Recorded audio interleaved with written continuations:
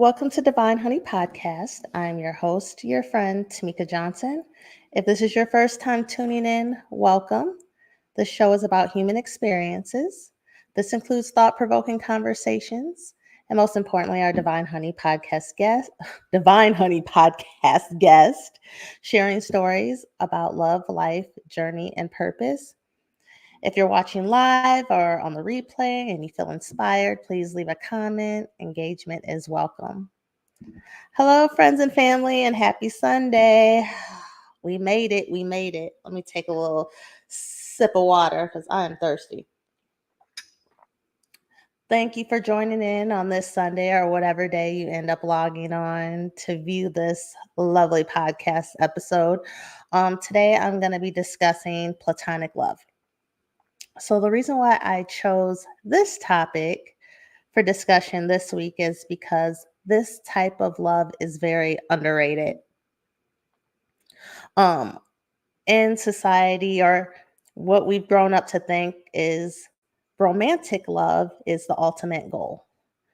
But platonic love can be very powerful. So before we get started, I want to share a few links. So there is a book that I've been looking at on Amazon. It's called Platonic.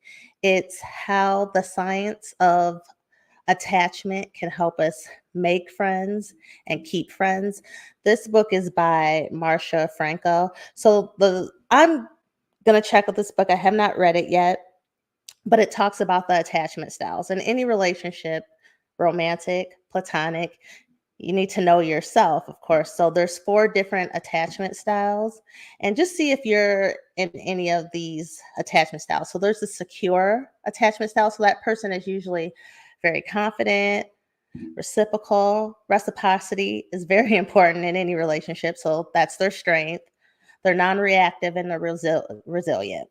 The anxious, preoccupied attachment style is a person that's emotionally hungry.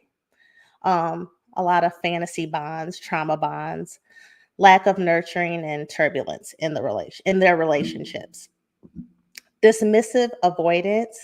It's a lot of isolation and they're emotionally distant.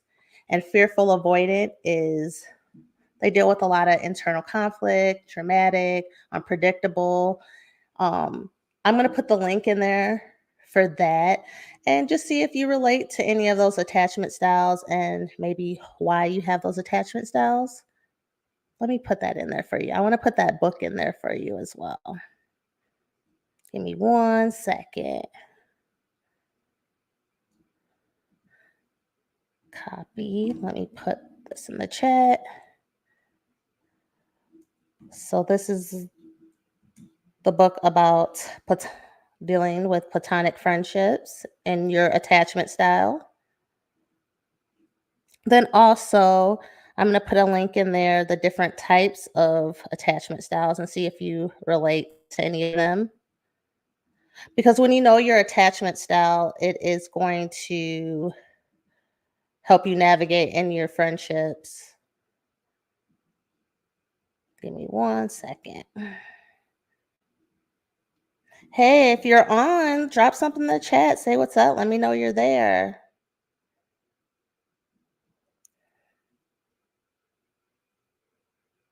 Okay. So what is a platonic relationship? Platonic love. It's a relationship where you're more than just friends. It's a deep connection, but it's not romantic and it's not sexual. And those relationships tend to be underrated. If you're on TikTok, on social media, they're always talking about relationships, romantic. Hey there. Hey, Mrs. Ross. Hey, Kelly. How are you? So normally when you're on social media, they're talking about a lot of romantic relationships, but how do we navigate and how do we understand intimacy? There's intimacy in platonic relationships as well. It can range from feeling of belonging with that person, shared experiences, thoughts, the opportunity to be vulnerable. So intimacy isn't just romantic. It can be a feeling of closeness, connection, emotionally supported. And these are the different types of intimacy that you can see in friendships. So it's beyond physical, it's emotional. So a close emotional bond, it's a mutual understanding, it's vulnerability, it's communication. Intellectual closeness, you both like to learn, you're interested in the same things, you understand each other in sharing and give and take. There's also spiritual intimacy. You share the same belief system, if you have the same faith, it's a way to bond, and that's where you get your connection from. There's other intimacies such as experience that you have. You both enjoy doing the same activities, the same things, and there is physical touch in platonic love. Hugging is very important. We learned this. I go back to the pandemic. A lot of people were isolated and they didn't have physical touch. A hug for 10 seconds boosts endorphins. It helps with mental health.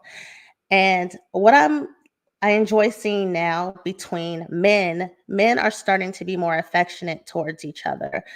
Fathers are starting to. It's We're talking about it more, that little boys need affection, they need hugs, they need kisses from their fathers. Um, I'm starting to see where men are hugging each other, telling each other that they love each other. So physical touch, men and women both need affection. So I'm very happy to see that. Um, in our society, it's easy. Women, it's natural because we're nurturers that we do hug each other and we do tell each other that we love each other. But for men, they may be put in a box to be in this masculine energy, to not let their guards down, not be vulnerable. So, examples I thought of, a bond that can be powerful, just as powerful as a romantic um, relationship. I thought about a couple TV shows that I've watched. I think about Have you guys watched Grey's Anatomy? I haven't watched it in some years, but that used to be my show. But the relationship between Christina and Meredith, um, they were each other's person, and they had that bond.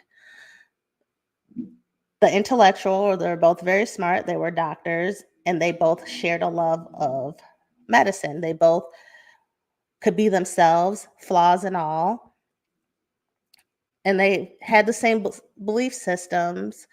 And I feel like the men in their lives were, it was different, but they had a bond and a soulmate connection. There's another show you guys should check out. It's called Firefly Lane. It's on Netflix, and it's about friendship as well. It's about two characters, Tully and Kate, and it documents their friendship from when they were preteens until adulthoods and the ups and downs. Even in that relationship, they had all the things, intimacy, taking out romance and sex, but they had a breakup in there. And the breakup affected them like they were in tears, like a man and a woman, or a woman and a woman, or a romantic relationship would feel.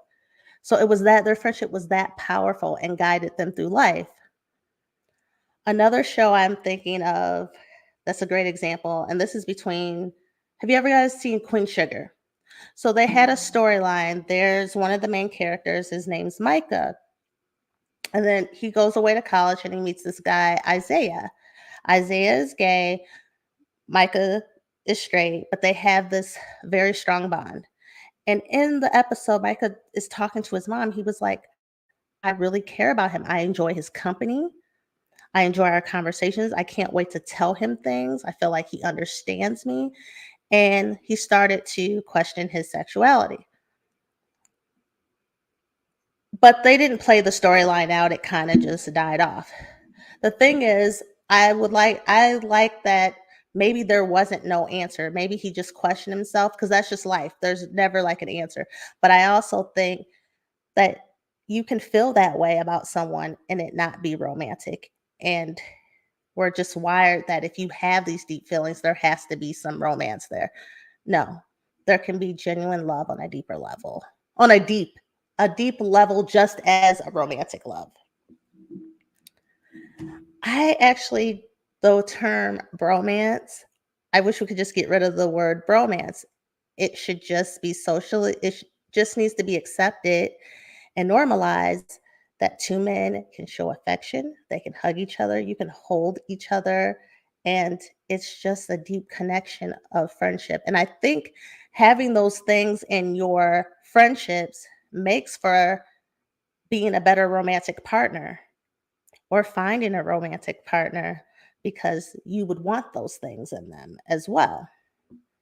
So bromance, yeah, I don't like that word. It's you love your friend. So how platonic difference from other relationships? Platonic relationships aren't we're just friends. Like I said, we're friends, but we have all these elements of a deep connection. So the things that you'll find in there is acceptance. So you appreciate one another for your genuine traits. Like you genuinely see that person. There's a sense of loyalty, a sense of protectiveness that you feel for that person. The other thing it says is understanding. So it says, this is what it says: knowing simply through your bond that the other person might know your needs or what you expect. I don't think that's fair in any relationship. Your needs will always change or your expectations might change. So we do have to communicate and be vocal of what we need. No one can read minds, but in a deep friendship, you kind of know, you know their temperaments, you know what they might need or what would make them happy, but just don't get stuck in they should know. Never get in the you there's some things you change and you might need to speak up. So there's trust, being confident in that person without a doubt. Companionship, it's a sense of comfort and security in one another. Enjoyment, you enjoy the positives about them. It's a positive experience being around them and in their presence. Growth. Growth is important in any relationship. There has to be a sense of growth. You're encouraging each other, helping each other towards positive outcomes. um, the one thing I was thinking about growth, I'm always talking to a friend, but they were telling me something. It was something for my growth and they were trying to put it in a certain way, and I finally just said to that person, because I go, hey, I just need you to say what you got to say. I just need to grow. Again, me telling them what I need. I don't need it nice. I don't need a bow on it. I'm more interested in growing. Say what you need to say. So those conversations, but definitely pushing each other and helping each other grow. Gratitude, sense of appreciation for that person. Please always tell your friends how much you care about them. Give them compliments. Check on them. Just gratitude that they're in your life. Let them know. Randomly text a friend. I am blessed that you are in my life. There's a closeness, considering someone as if they're your own family. That's my brother. That's my sister. And then I added this one to the list is grace. In our friendships, sometimes we tend to, something happens, we're done. We're done. But in our romantic relationships, we give them more chances. If you've experienced that, ask yourself why. I wonder if it's because of the physical. When we're in a romantic relationship, we're being intimate, sexually intimate with the other person, which creates some type of tie. It affects your body, your pheromones, your psychological. So it keeps you bonded there. Maybe tell me what your thoughts are. But that's why I put grace is in our friendships. Maybe practicing giving grace and forgiveness. You have to see where that line draws for you. So, another thing I ask in these platonic relationships, platonic love, can men and women, people of the opposite sex, have platonic love? I'm just going to say my opinion. I believe they can, with an asterisk. And this is just my personal opinion. If it started out as a friendship, then we're friends.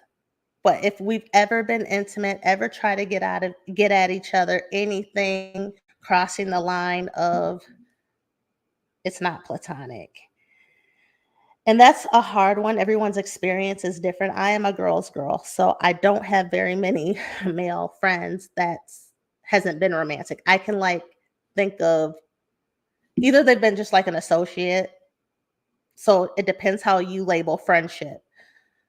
Some people, everybody's their friend, but there's certain categories like, do we do this? Do we have these conversations? What makes us friends? So I'm talking about whatever your list has that makes you guys friends. Um, it just for me, I'm a girl's girl. I could think of two guys that it's been strictly platonic and we were actually friends. One, my friend Jay, my friend for life. We have a platonic love for each other. It's like that is my brother, not like he is. There was another guy. I'm not haven't we kind of lost contact through the pandemic, but it was strictly a friendship. We just went to each other's gatherings and we're really good friends. But I feel like anything where we've ever dated before, it's not platonic. And I can't kind of go backwards. So I know there's a lot of I have friends that say, oh, they get along better with men than women. Um, we should have a discussion about that. I'm not saying that women are catty and this and that. We can be, but I think it's everyone's experience. And I hope that other people can have a great experience. Other women can have a great experience. I've had great experiences in friendships with women, strong friendships. And I would hope everyone could get something like that. But what do you think? Can men and women have a platonic relationship? And then once you're in a serious relationship, does there need to be boundaries? I'll answer the boundaries part. I'm not friends with very many men. So my friend Jay, he's married and we were friends for a long time. But even though he's been married for a long time, we've been friends for a long time. I still have a lot of respect. I don't just randomly hit his phone or anything or call him at night. We talk during family hours. I'm just very aware that he has a family and I will always be respectful for that. So I guess that's the boundary of the respect I have for his relationship. And so that would be my boundary. So what boundaries should there be or do you guys have when being in a platonic relationship with the opposite sex and you're in a romantic relationship? So the last thing I kind of want to touch on is just growing and nurturing these type of relationships. These relationships come with time. They're not force. Oh, hey Kelly. I like that too. Yeah. Um she said Kelly says I think it's very hard if there's an unspoken attraction. I agree too. So that's why I really don't have any cuz it's kind of complicated. It's, it's very hard. I agree with that to have relationships of the opposite sex, especially when you're in a relationship. I will be honest, I've never been with a guy that had a girl best friend before. And I'll admit, and that would be like kind of hard for me. Um, it's not an easy answer. I wouldn't tell somebody get rid of your friend by any means. I'm not married to him. And even if I was, I don't know what I would do. What I'm saying is something I would have to navigate through, but it wouldn't be easy for me. That's the truth. So growing and nurturing these type of relationships, the platonic relationships, it takes time. It can take years to sometimes grow a strong relationship. Some people have different things going on where they may not can't reciprocate at a certain time, or they're learning about friendships, or they're getting back in the friendship game. Um, some people have to take things slow, just like in a romantic. I got to get to know you. I got to build that trust because you don't know someone's background. So I would say let it happen naturally, but you have to put yourself out there to create these bonds. And they can be just as powerful as a romantic relationship. Sisterhood, brotherhood, friendship is important to a healthy life. And what we're talking about today is I'm talking in forms of healthy relationships. I feel like what we kind of discussed on is just being in a healthy relationship. I know it's easy to talk about toxic relationships and toxic friendships, and that can be a discussion for another time, how to navigate through them. But today I wanted to keep it on a positive note of what it is to have a healthy platonic loving relationship, and to grow one and nurture it. It's a give and take. So I hope you guys enjoyed this topic. If you enjoyed this conversation, please don't forget to share this episode and hit your notification button. And also, you can send me an email at bougiegirl.com. Let me put my little banner up.